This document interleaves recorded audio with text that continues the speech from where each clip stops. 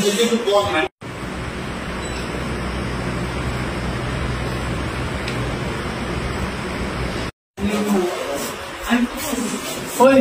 ভগবানের সাথে আমি পুরো না করি।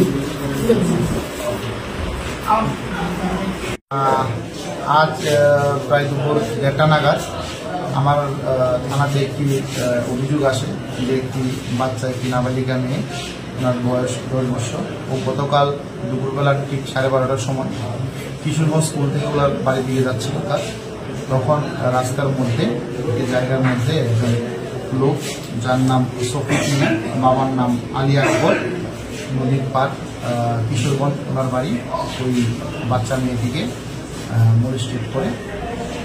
সেই অভিযোগ আসার পর আমি আমার টিম নিয়ে রেড করি এবং তদন্ত শুরু করি এবং রেডের মধ্যে গিয়ে ওই আসামিকে ওই বাড়ি থেকে অ্যারেস্ট করে আনতে আমরা সক্ষম হই।